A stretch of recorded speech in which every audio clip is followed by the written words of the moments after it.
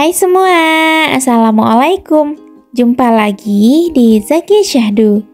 Di video kali ini, saya akan bagikan resep dan cara pembuatan cookies yang paling banyak digemari, apalagi saat lebaran. Resep ini sangat cocok untuk pemula karena menggunakan bahan yang ekonomis. Meskipun menggunakan bahan yang ekonomis, untuk rasanya tetap enak dan ngeprul ya bun. Untuk satu resep ini, hasilnya juga sudah lumayan banyak. Jadi, buat bunda-bunda yang penasaran, yuk ditonton videonya sampai selesai.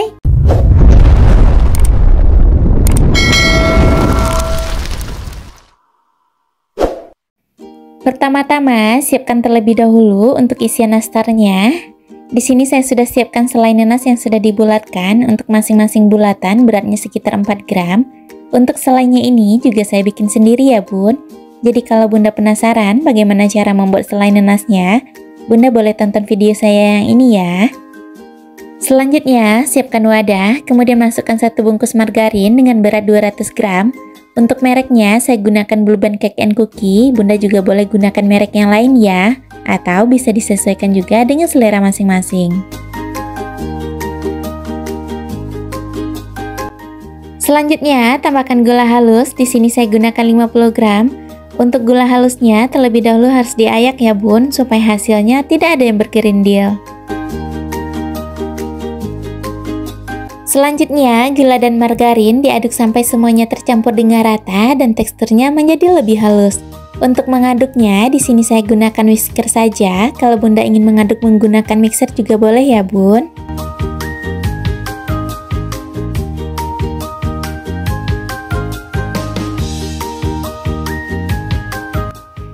Nah, segini saja sudah cukup dan sudah tercampur dengan rata. Selanjutnya, tambahkan 2 butir kuning telur. Lanjut, ini diaduk kembali sampai semuanya tercampur dengan rata dan untuk teksturnya sudah lembut dan juga halus ya bun. Jadi, kalau margarinnya berasa sudah lembut dan juga halus, sudah cukup ya bun. Nah, kira-kira untuk hasilnya seperti ini ya. Selanjutnya, tambahkan tepung terigu protein rendah sebanyak 275 gram dan masukkan secara bertahap. Kemudian, tambahkan juga susu bubuk dan tepung maizena masing-masing sebanyak 25 gram. Lanjut, tambahkan juga vanili bubuk sebanyak 1/4 sendok teh. Kemudian, ini diaduk cukup sampai tercampur saja menggunakan spatula.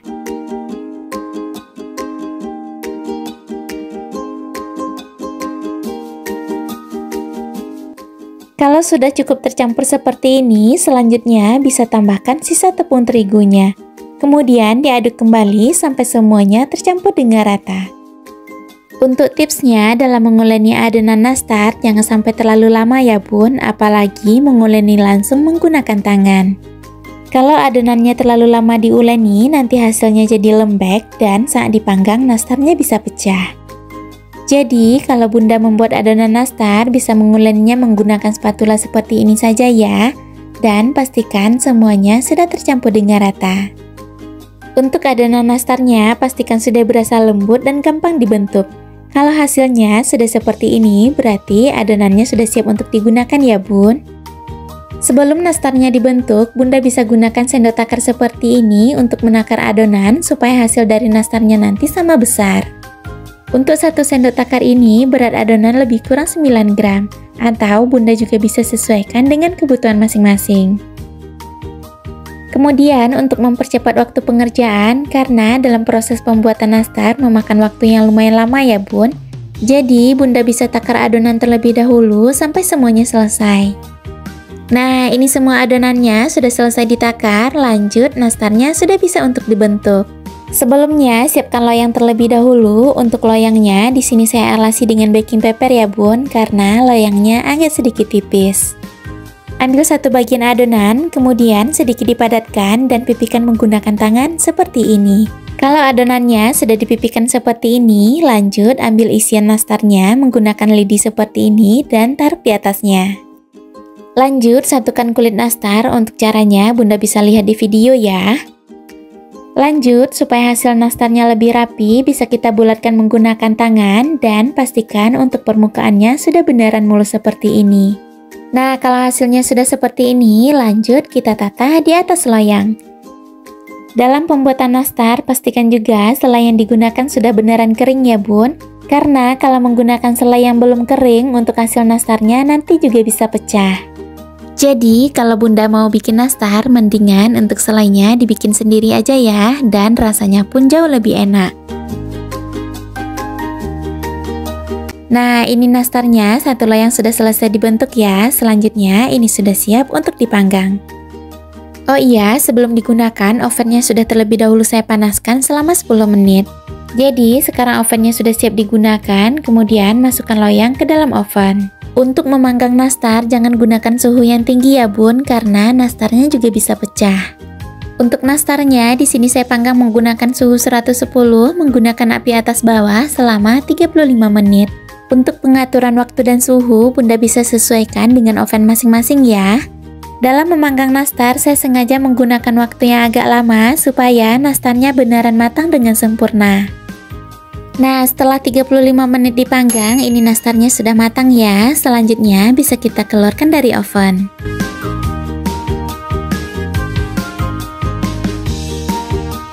Nastar yang sudah dikeluarkan dari oven ini, kemudian kita biarkan terlebih dahulu sampai beneran dingin.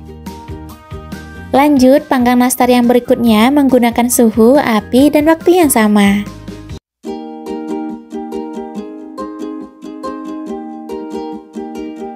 Sambil menunggu nastarnya dingin, kita siapkan bahan olesannya. Di sini saya gunakan 1 butir kuning telur ukuran besar. Lanjut, tambahkan juga 1 sendok teh minyak sayur. Supaya warnanya lebih cantik, bunda bisa tambahkan pewarna makanan kuning telur. Karena di sini saya tidak punya, jadi saya gunakan 1 tetes pewarna oranye dan 1 tetes pewarna kuning. Kemudian ini diaduk sampai semuanya tercampur dengan rata dan teksturnya menjadi lebih halus. Untuk mengoleskannya, bisa gunakan bantuan kuas kecil dengan bulu yang halus ya bun. Lanjut, kuasnya bisa kita celupkan ke dalam telur seperti ini, kemudian kita oleskan di atas nastar yang sudah dingin. Untuk mengolesi permukaan nastar menggunakan kuning telur seperti ini lumayan memakan waktu dan kesabaran ya bun.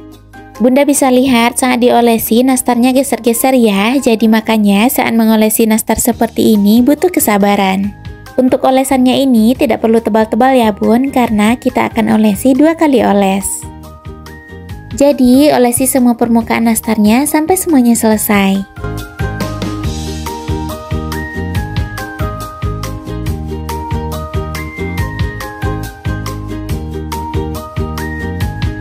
Nah, kalau semua olesan pertamanya sudah selesai, lanjut kita timpa kembali untuk olesan yang kedua.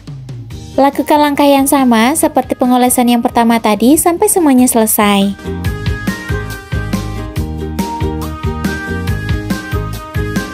Nah, ini sudah selesai untuk olesan keduanya. Lanjut, nastarnya kita panggang kembali.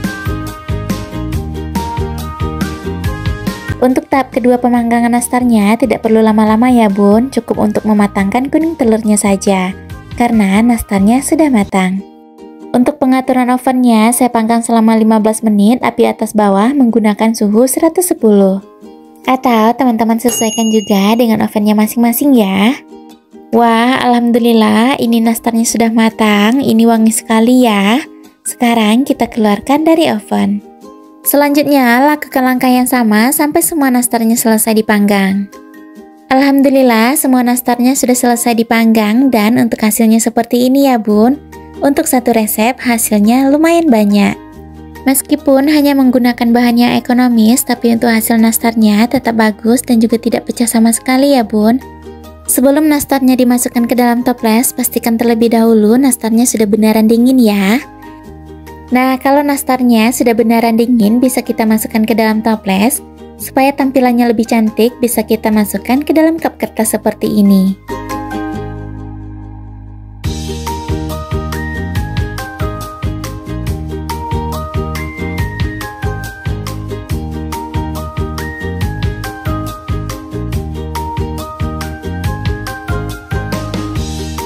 Alhamdulillah, untuk satu resep dapat 3 toples seperti ini ya bun. Untuk toplesnya, saya gunakan 2 buah toples ukuran 250 gram dan 1 buah toples ukuran 500 gram. Jadi, mulai sekarang bunda jangan khawatir ya kalau seandainya bunda membuat nastar menggunakan bahan yang ekonomis tapi takut gagal. Bunda bisa coba resep dan cara pembuatan nastar yang ini ya. Sekarang kita coba cek satu dulu ya, kira-kira ini tingkat kematangannya seperti apa. Wah, ini matangnya beneran sempurna, matang sampai dalam ya. Udah nggak sabaran buat mencoba. Bismillah. Masya Allah, ini nastarnya beneran ngeprul, lumer di mulut, manisnya pun juga sangat pas ya. Apalagi ditambah dengan selai nanas yang sangat enak. Jadi, Bunda harus coba resep ini untuk sajian lebarannya ya. Terima kasih sudah menonton dan sampai ketemu lagi di video berikutnya. Bye-bye. Assalamualaikum.